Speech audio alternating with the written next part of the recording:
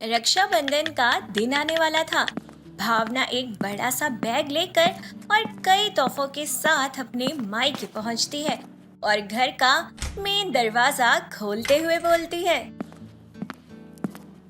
गीता भाभी, पूनम भाभी, प्रिया भाभी, माँ देखो, मैं आ गई। कहाँ हैं आप सब?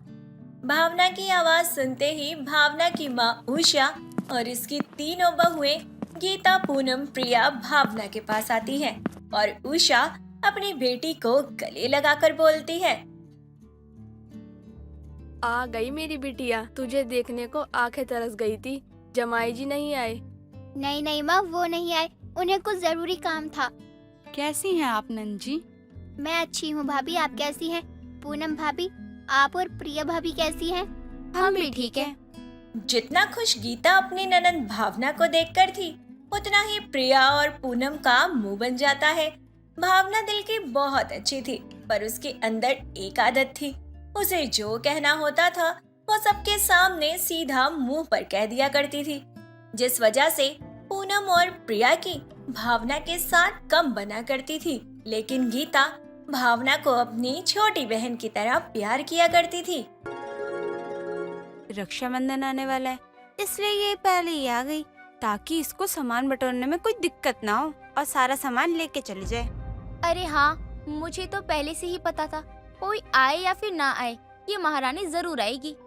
अब हमें ना अपने पतियों को देखना होगा कि बहन के आगे सारा कुछ न लुटा दे। वैसे भी बहन के आगे ना पैसे ना ऐसे ही लुटा देते हैं। लेकिन इस बार तो हम इन्हें रोक कर ही रहेंगे। अरे जब हम मांगते हैं तो पैसे देते हुए कितना रोते हैं, बहन के लिए यूं ही पैसे निकाल कर दे देते हैं जितने वो मांगती है। भाभी क्या बात हो गई? ऐसे आपस में चोंच से चोंच भिड़ाकर क्या बातें कर रही हो? मेरे बारे में बात कर रही हो क्या? तो मेरे मुंह पर कह दो, कम से कम मुझे पता तो चले मेरी तारीफ हो रही है या चुगली। अरे नहीं नहीं, हम तो ऐसे ही कुछ भी बातें कर रहे थे। हाँ हाँ, हम भला ननद की चुगलियाँ क्यों करेंगे? वो तो राम ही जाने आप दोनों क्या कह रही थी और क्या नहीं। तभी वहाँ पर गीता चाय नाश्ता लेकर आती है और सभी लोग आराम से गपशप करते हुए चाय नाश्ते के मजे लेते हैं। इसके बाद उषा भावना को अपने साथ कमरे में ले जाती है और गीता घर के बाकी कामों में लग जाती है। तो वहीं प्रिया और पूनम एक दूसरे से बात करते हुए बोलती हैं। देखो देखो, माँ बेटी अब कमरे में चली गई है, अब हमारी जी भर की बुराइयाँ करेंगी। अरे और क्या ही काम है इन दोनों को, एक बैठकर हुक्म चलाएगी, दूसरी उसके कान भरेगी। ना ही माँ कम है, ना ही उसकी बेटी। चलो चलो हम भी काम में लग जाते हैं, वरना फिर से हमें बातें करते देख लिया ना तो बोलने लग जाएगी। मक्खियों की तरह भिनभिनाते हुए प्रिया और पूनम अपने कामों में लग जाती हैं। दिन गुजरते चले जाते हैं। गीता अपनी ननद को खाने पीने की कई तरीके की चीजें बनाकर देती है और उसके साथ खूब सारा वक्त बिताती और बातें करती। वहीं पूनम और प्रिया दोनों जुओं की तरह एक दूसरे से सिर जोड़कर अपनी ननद की चुगली और बुराइयां करती रहती। उन दोनों की यही आदत भावना को बिल्कुल पसंद नहीं थी। ऐसे ही एक दिन जब सभी लोग बैठे होते हैं, तभी भावना बोलती है। गीता भाभी, लगता है प्रिया भाभी और पूनम भाभी मेरे आने से कभी खुश नहीं होती हैं। जरा देखो तो उनके माथे पर कैसे दुखी की तरेड़े आ रही हैं। ऐसा नहीं है भावना, ये दोनों भी तो तुम्हारे आने से बहुत खुश हैं। आपको सच में लगता है भाभी? मुंह देखो जरा इन दोनों का। क्या हो गया हमारे मुंह को? बिल्कुल तो सही है। अरे कितना खुश तो है हम आपके आने से। और नहीं तो क्या, प्रिया ढोल बजाएगी और मैं जब नाच के दिखाऊंगी तब आपको यकीन होगा क्या? वैसे आइडिया बुरा भी नहीं है, आप चाहें तो इस तरीके से भी मेरा मनोरंजन कर सकती हैं। आखिर इकलौती ननद हूँ मैं आपकी। बस बहुत हो गया, तुम हमारी ही कमियां निकालती जा रही हो। कभी तुमने गीता दीदी की गलती निकाली है या कभी तुमने उनको कुछ कहा है? वो क्या है ना भाभी, सफाई वहीं की जाती है जहाँ पर गंदगी होती है। जो चीज पहले से साफ है उसे क्या ही चमकाना। अरे तुम्हारे कहने का क्या मतलब है कि हम दोनों गंदगी हैं और गीता साफ सफाई वाली है? सही पकड़े हैं, बिल्कुल यही बोला है मैंने, शब्द बदल दिए हैं। भावना की बात सुनकर गीता जोर जोर से हंसने लगती है और ये देखकर प्रिया और पूनम के तन बदन में आग लग जाती है और दोनों गुस्से में वहाँ से जाने लगती है। तभी भावना बोलती है। अरे भाभी कहाँ चली गई? मनोरंजन तो करती जाओ, ढोल मंगवाओ। अरे नहीं करना कुछ भी, अपनी गीता भाभी से ही करवा लो जो करवाना है। अरे भाभी रुको तो, मेरी बात तो सुनती जाओ। हमें कुछ भी नहीं सुनना, हम जा रहे हैं अब। इतना बोलकर दोनों वहाँ से चली जाती है। दिन गुजरते चले जाते हैं। रक्षाबंधन का दिन भी नजदीक आने वाला था। ऐसे ही एक दिन उषा अपनी बेटी को बहुत सारी साड़ियाँ, श्रृंगार और गहने देते हुए बोलती है। बेटा ये सब तू है ना अपने साथ ले जा, और जो तेरे भाई भाभी ने दिया है ना वो अलग है, और ये मेरी तरफ से है, इसलिए ये अपनी माँ का तोहफा मान और रख ले। माँ ये कुछ ज्यादा ही नहीं हो गया? अरे ज्यादा नहीं, बहुत ज्यादा हो गया है। जब मैं और प्रिया ना मायके जाएंगे ना अपने अपने, तब माँ जी ने 1000 रुपए से ज्यादा नहीं निकालेंगी और उसमें भी रोएंगी। और नहीं तो क्या, बेटी को तो महारानी समझा हुआ है, बहू को तो नौकरानी समझा हुआ है इन्होंने। भाभी आप कैसी बातें कर रही हैं? माँ हमेशा सबको बराबर का हिस्सा देती है। माँ कभी किसी के साथ भेदभाव नहीं करती है। अरे तुम कौन सा ख्याल भी जी रही हो, या कौन सी दुनिया में? सासू माँ जितना भेदभाव करती है ना, उतना तो कोई भी नहीं करता। सारी बातें चल ही रही होती है कि तभी वहाँ पर गीता आ जाती है। तभी गीता माहौल को शांत करवाते हुए बोलती है। पूनम, प्रिया, तुम हमेशा ऐसी बातें क्यों करती हो जिससे घर में कलेश हो? अरे इतने महीने बाद तो भावना हमसे मिलने आई है, तो तुम क्या 4 दिन उसके साथ हंसी खुशी रह नहीं सकती हो? अगर माँ जी ने अपनी बेटी को खुशी से कुछ दिया है तो इसमें तुम्हें क्या दिक्कत है?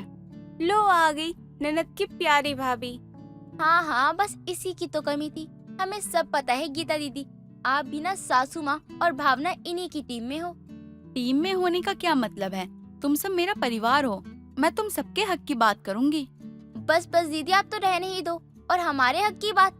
अरे आप तो बड़ी हैं, अगर कल को सासू माँ मर गई ना तो आप तो अपना दबदबा पूरा चलाओगी। बस भाभी बहुत हो गया, बहुत बोल लिया आप दोनों ने। अगर आपको ऐसा ही लगता है तो मैं अभी के अभी इस घर से चली जाती हूँ। मुझे कोई शौक नहीं है ऐसे मायके आने का, जहाँ की भाभीियों में अपनी इकलौती ननद को लेकर इतना भी प्यार ना हो कि वो उसकी थोड़ी सी भी इज्जत कर सके। इतना बोलकर भावना गुस्से में अपने कमरे में जाती है और सारा सामान पैक करके अपने घर जाने लगती है। लेकिन जाते जाते वो कुछ अपने साथ लाए हुए तोहफों को टेबल पर पटकते हुए जोर से बोलती है। ये देख रही हैं आप, ये महंगी महंगी साड़ियाँ और ये गहने मैं आप तीनों के लिए लेकर आई थी, क्योंकि मुझे भी पता है अगर रक्षाबंधन पर आप मुझे तोहफे देंगे तो मेरा भी आपको देने का बनता है। लेकिन मेरा दिल आपकी तरह खोखला या खोटा नहीं है जो भेदभाव हो। अच्छे से पलट पलट कर देख लो इन साड़ियों को, सारी की सारी साड़ी बनारसी है, और ये आर्टिफिशियल नहीं बल्कि सोने की बनी हुई ज्वेलरी है। भावना, तुम क्यों अपना खून खौला रही हो? अरे ऐसे छोटे मोटे झगड़े तो हर घर में होते रहते हैं। तुम घर छोड़ के मत जाओ, कम से कम मेरे और माँ जी के लिए रुक जाओ। नहीं भाभी, मैं यहाँ नहीं रह सकती।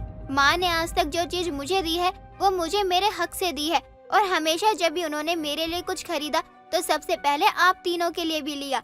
लेकिन फिर भी इन दोनों को यही लगता है कि माँ हमेशा मेरे और आपके लिए ही करती है। अरे यही संस्कार दिए हैं क्या इनके माता पिता ने इनको?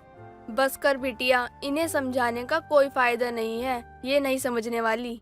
अरे शर्म आनी चाहिए इन दोनों को। ये भी रक्षाबंधन पर अपने घर पर आराम से अपना त्योहार मनाने जा सके, इसलिए मैं पहले आ गई, वरना दिन के दिन आती तो इन्हें लगता कि मैं अपने भैया की वजह से इन्हें भी अपने मायके नहीं जाने दे रही हूँ, और मेरी वजह से ये दोनों अपने मायके नहीं जा पाती हैं। फिर शांत हो जाओ भावना, पानी पी लो।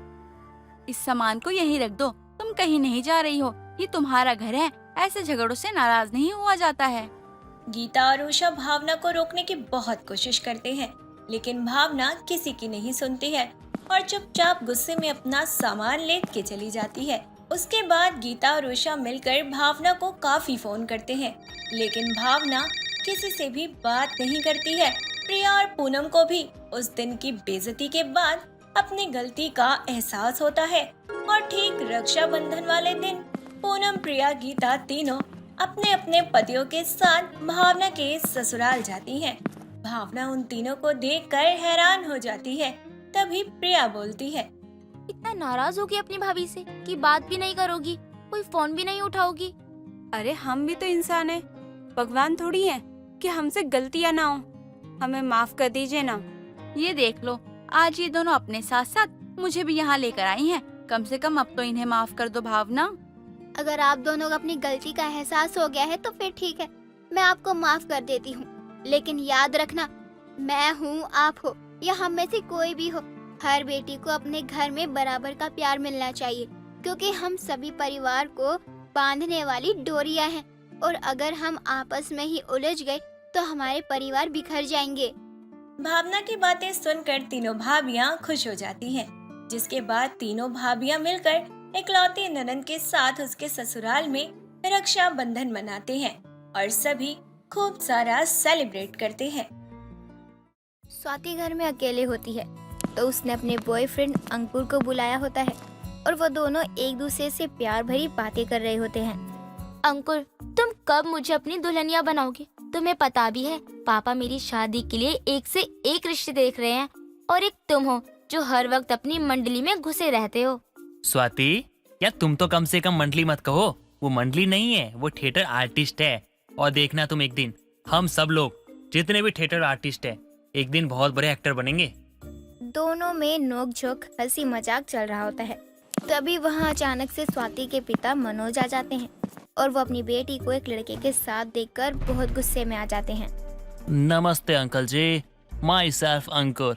फिलहाल तो मैं थिएटर आर्टिस्ट हूँ, लेकिन जल्दी देखना एक बहुत बड़ा सुपरस्टार बन जाऊंगा। आप तो बहुत ही लकी हो कि आपको मैं ससुर बनाने वाला हूँ। हट, आर्टिस्ट? अरे ऐसे आर्टिस्ट तो हर रोज कोई ना कोई बनते हैं, और बड़ा काम ना मिलने की वजह से कोई भी काम कर लेते हैं। और वैसे भी हीरो बनने के लिए बाप की संपत्ति चाहिए होती है, वो है। अरे अंकल जी, फिर तो चिंता की बात ही नहीं है। पापा की ना एक बहुत बड़ी हवेली है, उस पे केस चल रहा है। देखना जल्दी हम वो केस जीत जाएंगे और वो हवेली हमारी हो जाएगी। फिर तो कोई चिंता नहीं है ना आपको। ये लड़का पसंद किया तूने स्वाति बेटा, जिसका एक अपना मकान तक नहीं है। अरे केस का क्या है, वो तो मरने के बाद भी चलते रहेंगे और चलते ही रह जाएंगे। नहीं, मैं नहीं करवा सकता अपनी बेटी की शादी ऐसे निठल्ले लड़के से जो किसी काम का ही ना हो। अंकल जी, आप मेरी इंसल्ट कर रहे हो। आज नहीं तो कल मेरे हाथों में लाखों करोड़ों रुपए आने वाले हैं, क्योंकि मैं सुपरस्टार बनने वाला हूँ। और फिर देखना अंकल जी, मैं लाखों करोड़ों कमाने के बाद भी आपकी बेटी से ही प्यार करूंगा, क्योंकि मैं उससे शिद्दत वाली मोहब्बत करता हूँ अंकल जी। अरे चुप कर ड्रामा कंपनी, तेरे जैसा शिद्दत वाला प्यार बहुत देखा है। और स्वाति बेटा, तू इतनी पढ़ी लिखी है, फिर भी तूने ऐसे निठल्ले लड़के से प्यार किया? तेरी अकल क्या घास चढ़ने चली गई थी? अरे कल को तुम दोनों की शादी हो गई ना, तो ये सिर्फ तेरी कमाई ही खाएगा। और एक बाप होने के नाते अपनी बेटी की शादी में ऐसे लड़के से नहीं करवा सकता। अंकल जी, मैं स्वाति के लिए चांद तारे तोड़ के ला सकता हूँ, कुछ भी कर सकता हूँ। बोलोगे तो सूरज को उठा के पटक दूं। बस बोलिए कि क्या करना है स्वाति के लिए, कुछ भी कर दूंगा। बताओ क्या करना है। 10 लाख। 10 लाख? 10 लाख क्या, 20 लाख लोगों को देखो अंकल जी, लेकिन मेरे जैसा कोई आपको नहीं मिलने वाला। अरे मेरे सस्ते हीरो, अगर तुझे स्वाति से शादी करनी है तो बस 1 महीने में 10 लाख रुपए लिया अपनी मेहनत से। फिर स्वाति क्या, स्वाति का बाप भी तेरा। 10 लाख? अरे अंकल जी क्या कह रहे हो आप? अरे 10 लाख? अरे मुझसे बोला तक नहीं जा रहा कि 10 लाख, और आप मांग रहे हो, वो भी 1 महीने में? अरे कैसे लाऊंगा मैं 10 लाख? अरे मेरे खानदान में नहीं है किसी के पास। अरे uncle ji, this is not fair. अभी तो तूने बोला था ना कि स्वाति के लिए कुछ भी, तो बस 1 महीने बाद मेरे घर 10 लाख रुपए के साथ तिलक करवा जाना, वरना स्वाति की किसी दूसरी लड़की के साथ शादी की मिठाई खा लेना।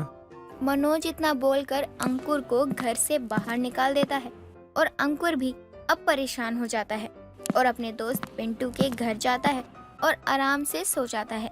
शाम को जब पिंटू काम से आता है तो वो अंकुर को उठाने लग जाता है। भाई तेरे पास घर नहीं है क्या? जब भी मैं अपने घर आता हूँ तो बस मुझे यही मिलता है। कभी कभी तो मुझे लगता है कि ये मेरे घर से ज्यादा तेरा घर है। यार वो स्वाति के बाप ने दिमाग खराब कर दिया है। कहता है 1 महीने में 10 लाख रुपए लेके आओ। कहाँ से लाऊंगा मैं? वरना वो उसकी शादी कहीं और कर देंगे। लगता है भगवान ने मेरी सुन ली। भाई सुन, इस शहर के वो सबसे अमीर आदमी है ना, धनराज, उनका बेटा है और वो शादी करने से मना कर रहा है। उन्होंने शर्त रखी है कि जो कोई भी उनके बेटे को शादी के लिए मना सके और उसकी शादी करा सके, उससे 50 लाख रुपए मिलेंगे। हाँ तो उस धनराज के लड़के की शादी मैं अपनी स्वाति से करवा दूं पैसों के लिए? नहीं, मुझसे नहीं होगा ये सब। अरे नहीं भाई, तू तो थिएटर की जान है ना सोनिया। अगर तू ही पिंटू का आइडिया सुनने के बाद अंकुर काफी मना करता है, लेकिन आखिर में मान ही जाता है और धनराज के घर पिंटू और सोनिया जाते हैं। सोनिया अंकुर है जो लड़की बनकर आया हुआ था। सोनिया को देखते ही धनराज के बेटे आनंद की आंखें खुली रह जाती हैं और सोनिया आनंद के पास जाती है। अच्छा, तो वो आप ही हैं जिसने मेरी नींदें उड़ाई है। जब से मुझे पिंटू भैया ने आपकी तस्वीर दिखाई है, हाय, मुझसे तो बोला भी नहीं जा रहा। जी आप कौन मोहतरमा? जी ये मेरी छोटी बहन है और धनराज जी से तो मैं कल ही मिल लिया था। उन्होंने बोला था कि उन्हें अपने बेटे के लिए बहू चाहिए। जब से मैंने अपनी बहन को आनंद की तस्वीर दिखाई है, तब से तो मेरी बहन बोल रही है कि उसके 16 सोमवार के व्रत सफल हो गए। इसका मतलब तुम मेरे बेटे को मना सकती हो? आप कहे थे छोटे आनंद, और सोनिया को दे दूं आपकी गोद में। सोनिया अब आनंद के पास बार बार जाती और इतराने लगती, आनंद को लुभाने की कोशिश करती। एक बार सोनिया के पैर में मोच आ जाती है तो वो आनंद से कहती है, आनंद जी, मेरे पैर में मोच आ गई है, जरा मुझे कमरे तक छोड़ दीजिए। सोनिया की लगातार कोशिशें आखिरकार आनंद को पिघला ही देती हैं और आनंद सोनिया से शादी के लिए मान भी जाता है। कुछ दिनों बाद उन दोनों की शादी भी हो जाती है। सुहागरात के समय आनंद सोनिया को अपनी तरफ खींचता है और उसके बालों को पकड़ने लगता है, लेकिन तभी उसके नकली बाल गिरकर आनंद के हाथ में आ जाते हैं। ये क्या है? हाँ भाई, ये सच है कि मैं सोनिया नहीं हूँ, मेरा नाम अंकुर है। देख भाई, मैं ऐसा करना नहीं चाहता था। और वो क्या है ना, मैं एक लड़की से प्यार करता था, लेकिन लड़की के बाप ने कहा 1 महीने में 10 लाख रुपए लेके आओ और लड़की को लेके जाओ, वरना लड़की की शादी कहीं और कर देंगे। तो मुझे ना कोई रास्ता दिखा नहीं, तो मुझे यही रास्ता दिखा, तो मैं इस रास्ते पे चल गया। चल तो गया, लेकिन आज जाके फंस गया। भाई तूने बचा लिया मुझे। मैं भी तुझसे शादी नहीं करना चाहता था। मैं तो एक रॉबिन नाम के लड़के से प्यार करता हूँ, लेकिन मेरे पिताजी नहीं मान रहे थे और बस यही सोच रहा था मैं कि ऐसा कुछ हो जाए। अब तो तुझे सब पता चल ही चुका है भाई। अब जल्दी से ना अपने बाप को बोलकर मुझे पैसे दिलवा दे, ताकि मैं अपनी स्वाति से शादी कर सकूं। और हाँ, जल्दी से ये भी सोच कि मैं यहाँ से कैसे निकलूं। मैंने वो सब सोच लिया है कि कैसे करना है और क्या करना है, और तुझे यहाँ से निकाल कर मैं रॉबिन से शादी भी कर सकता हूँ, वो भी अपने पिताजी की इजाजत के साथ। कुछ दिनों बाद सुबह वो दोनों धनराज के पास जाते हैं और उसके पैर छूते हैं तो आनंद बोलता है, पापा आप दादा बनने वाले हैं। तूने इतनी बड़ी खुशखबरी देकर इन बूढ़ी हड्डियों में वापस से जान डाल दी है। पापा, वो मैंने एक मन्नत मांगी थी कि मेरी आनंद जी से शादी हो जाए और मैं पेट से हो जाऊंगी तो मैं गंगा जी में आनंद जी के साथ डुबकी लगाने जरूर जाऊंगी।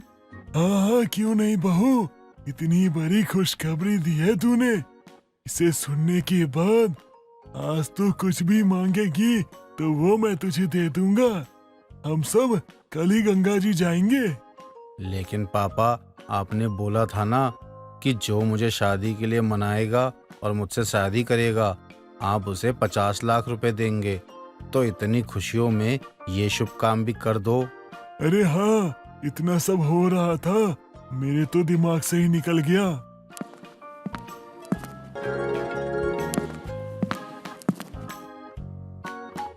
ये ले बहू, घर की लक्ष्मी के हाथ में लक्ष्मी सौंप रहा हूँ।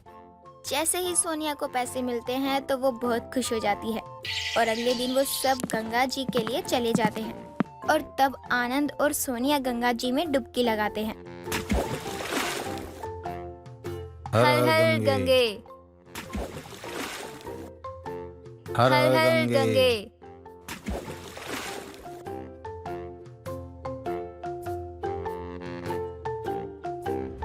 पापा पापा, सोनिया गंगा जी में शायद डूब गई। आनंद की बात सुनकर धनराज के सभी आदमी गंगा में डुबकी मारते हैं और सोनिया को ढूंढने लग जाते हैं, लेकिन सोनिया उन्हें कहीं नहीं मिलती। गंगा जी के दूसरे किनारे जहाँ कोई नहीं होता, वहाँ अंकुर गंगा जी से निकलता है और बोलता है, भगवान बचाए लड़की के चक्कर से। लड़की के चक्कर में कितने पापड़ बेलने पड़ गए। अंकुर को मिले हुए पैसे वो स्वाति के पिता को दे देता है और उन दोनों का रिश्ता तय हो जाता है। लेकिन बस एक लड़की के चक्कर में बेचारे अंकुर को लड़की बनकर चक्कर लगाने पड़ जाते हैं। अरुणा अपनी 2 बेटे और बहू जानकी के साथ रहा करती थी। एक दिन अरुणा का बड़ा बेटा विक्रम गुस्से में कहता है, मैंने आप लोगों से कितनी बार कहा है, सिर्फ मेरे ही कमाने से ये घर नहीं चलेगा, लेकिन आप लोगों को सुना ही कहाँ देता है। शायद इस घर में मेरी कोई अहमियत ही नहीं है। विक्रम, किसने कहा कि तुम्हारे इस घर में कोई अहमियत नहीं है? तुम इस घर के कर्ता धर्ता हो। अगर तुम्हारी कोई नहीं सुनेगा तो किसकी सुनेगा? अरे अगर सुन रहे होते तो अपने लाडले को समझा देते कि घर में बैठे बैठे मुफ्त की रोटी नहीं मिलती और रोटी खाने के लिए कमाना भी पड़ता है। कहाँ है वो वैसे? वो दिख क्यों नहीं रहा? अरे रहने दीजिए ना, कहीं गए हुए हैं देवर जी। जब घर लौटेंगे तो मैं उन्हें समझा दूंगी। बस अब गुस्सा मत कीजिए, ऑफिस जा रहे हैं आप। हाँ हाँ, तुम तो अपने देवर की साइड ही लोगी। अगर अपने देवर की साइड नहीं लोगी तो तुम्हारे गले से खाना कैसे उतरेगा? तो ये था अरुणा देवी के बड़े सुपुत्र, जिनके नाक पर हमेशा गुस्सा रहता। अब बड़ा बेटा कमाने वाला हो तो उसकी बात काट भी कौन सकता है। बड़े भाई के ऑफिस जाते ही अरुणा देवी का छोटा बेटा विशाल घर आता है और अपनी भाभी से कहता है, भाभी चले गए आपके पूजनीय पतिदेव। अरे जब तक घर पे रहते हैं लगता है किसी ने सर के ऊपर तलवार लटका रखी हो। देवर जी, उनका गुस्सा करना भी तो जायज है। क्यों सुनते हो आप उनकी डांट? जब आपको पता है उनका गुस्सा किस चीज को लेकर है तो क्यों कोई काम नहीं करते? भाभी आप ऐसा कह रही हो? अरे भैया काम करते हैं, उनको देखा है कभी आपने? अरे छोटी छोटी बातों पे चिढ़ जाते हैं। अरे ऐसा थोड़ी चलता है काम। इसीलिए मैं काम ही नहीं करता, ना काम करूंगा ना ही किसी पे गुस्सा करूंगा। क्या कहा तूने? काम नहीं करेगा? वाह, बड़ी अच्छी बात कर रहा है तू। अब अगर ये बात कहते हुए तेरे भैया ने सुन लिया तो बवाल हो जाएगा। मेरी प्यारी माँ, कितनी मासूम हो आप। आपको लगता है भैया बाहर खड़े होकर मेरी बात सुनेंगे? नहीं सुनेंगे माँ, क्योंकि वो अपने ऑफिस तक पहुँच भी चुके होंगे। और आप भी ना चिंता मत किया करो, मैं हूँ ना, मैं सब देख लूंगा। हाँ पता है, कितना संभाल लेगा? जब तक बड़ा भाई घर पर रहता है तब तक तो आवाज क्या, तू खुद गायब रहता है। बड़ा आया संभालने वाला। तीनों बात कर ही रहे होते हैं, तभी घर पर अचानक विक्रम का आना होता है और अपने छोटे भाई को देखकर वो कहता है, अरे वाह, आ गया तू घर, क्या बात है। मुझे तो पता ही था तू अब तक घर तो आ ही गया होगा। बस इसलिए मैं कुछ समय के लिए बाहर चला गया था। चाय पीकर वापस आया हूँ, ये देखने कि तू घर आया भी है या नहीं। अरे देखो तो, प्रभु के दर्शन हो ही गए। हाँ बस अभी आया है, बाहर से मंदिर गया था, सुबह सुबह पूजा करके आया है। अच्छा ऐसी बात है, तो लाओ प्रसाद दो मुझे। अरे मुझसे कैसे शर्माना, दो भाई प्रसाद लाओ। क्यों, खत्म हो गया क्या? वैसे मैं बता दूं, मैं अभी घर वापस इसलिए आया हूँ क्योंकि आज हम विशाल के लिए लड़की देखने जा रहे हैं। क्या लड़की देखने? नहीं नहीं, मुझे नहीं जाना। मैं क्यों देखूं लड़की? मेरी उम्र ही क्या है अभी, मुझे नहीं देखनी लड़की वड़की। अरे मेरे भाई, तुझे देखते ही कोई लड़की एक ही बार में हाँ नहीं बोल देगी। इतना भी अच्छा नहीं दिखता है तू, तो जा जाकर तैयार होकर आ। और आपका ऑफिस? आज आपको ऑफिस नहीं जाना? जो लड़की देखने की बात कर रहे हो फिर कभी चले जाएंगे, आज रहने देते हैं। अच्छा, ताकि तुम्हारे देवर को दूसरा मौका मिल जाए घर से भागने का। अगर इसकी शादी करवा देते हैं तो अपनी जिम्मेदारी का एहसास तो होगा इसे, शायद तब जाकर कुछ बन पाए, वरना इसका भविष्य तो अंधकार में ही है। कोई बात नहीं भैया, अंधकार ही सही, लेकिन अब होने दो। और वैसे भी मुझे ना अभी शादी नहीं करनी है, और अब तो बिल्कुल भी नहीं करनी है। मैं पहले काम करूंगा, उसके बाद शादी करूंगा। मेरी होने वाली पत्नी को कोई तकलीफ नहीं होनी चाहिए। वाह क्या बात है, बहुत अच्छी सोच है रे तेरी, लेकिन अब कोई फायदा भी नहीं है। अब तू चल लड़की देखने, और तेरा काम मैंने भी देख रखा है। बेचारा विशाल अब चाहकर भी अपने बड़े भाई का कहा टाल नहीं सकता। वैसे विशाल बहुत सीधा साधा था, अपने भाई से बहस तक नहीं करता, लेकिन जब भी शादी की बात आती तो बेचारे की सिट्टी पिट्टी गुल हो जाती। कुछ ही दिनों बाद विशाल की शादी सुनैना से हो जाती है और एक दिन सुनैना सबके सामने अपनी सास से कहती है, माँ जी आप जेठ जी से कह दो कि मुझसे बहस ना करे, वरना मैं भी ना चुप नहीं रहने वाली हूँ। शादी करवा के आप लोग ही लाए मुझे। अरे बस कर बहू, तेरा जेठ है, कोई गैर नहीं जो तू उससे ऐसे बात कर रही है। अब तू छोटी है तो बड़ू का कहना मान लिया कर। जाकर घर का काम कर ले। अरे मैं क्यों काम करूं? मुझे घर के काम करवाने के लिए बहू बनाकर लेकर आए थे क्या? जेठानी जी से क्यों नहीं करवाती आप? हमेशा मुझे ही क्यों बोलती हो काम करने के लिए? मुझसे नहीं होगा कोई भी काम। कैसे नहीं होगा, मैं कमाता हूँ इस घर में और सारा खर्चा मैं ही करता हूँ। तो कैसे तुम घर का काम नहीं करोगी? अगर विशाल भी कमा रहा होता तब भी तुम्हें घर का काम करना ही पड़ता।